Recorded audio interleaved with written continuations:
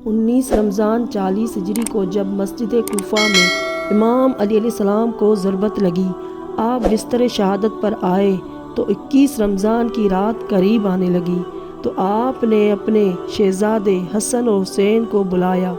اور وصیت کی، میں تم دونوں کو وصیت کرتا ہوں کہ تقوی سے دور نہ رہنا، اور اگر دنیا تمہارے پاس آئے بھی تو اسے دل نہ لگانا، دنیاوی چیز نہ ملنے پر کبھی افسوس نہ کرنا، ہمیشہ حق بات کہنا، اور جو اللہ کی مخلوقات پر ظلم کرتے ہیں ان کے دشمن رہنا، مظلوم کی مدد کرتے رہنا، ان کا ساتھ دینا، اور حسن اور حسین جہاں تک ہو سکے میرے اس پیغام کو ہر ایک تک پہنچانا کہ اپنے کام ذمہ داری سے کرتے رہیں اور اپنے درمیان تعلقات کو اچھا بنائے رکھیں، کیونکہ میں نے آپ کے نانا حضور صلی اللہ علیہ وآلہ وسلم سے سنا ہے کہ لوگوں کے درمیان صلح کرانا، تعلقات بہتر بنانا ہزاروں سال کے روزہ اور نماز سے بہتر ہے،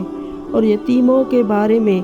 اللہ سے ڈرتے رہنا کہ کبھی وہ بھوکے نہ رہے اور تمہاری نگاہوں کے درمیان وہ برباد نہ ہو جائے۔ اللہ نے جس کو زیادہ دیا وہ اس لیے دیا کہ تاکہ وہ اپنے ارد و گرد حقیر انسانوں کی مدد کر سکے، اور پڑوسیوں کی مدد کرنا، کیونکہ رسول خدا صلی اللہ علیہ وآلہ وسلم نے پڑوسیوں کے بارے میں بہت زیادہ تاکید فرمائی ہے۔ قرآن کو سمجھنے اور اس پر عمل کرنے میں دیر نہ کرنا، کہیں ایسا نہ ہو کہ اس سے عمل کرنے میں دوسرے لوگ تم سے آگے نکل جائیں۔ اللہ سے نماز کے بارے میں ڈرتے رہنا، کیونکہ وہ تمہارے دین کا ستون ہے، اور اللہ کے گھر کی حفاظت کرنا، کیونکہ وہ تمہاری پہچان ہے، اور تمام عبد المطلب کی اولاد کو خبردار کر دو کہ وہ انسان کا خون نہ بہائے،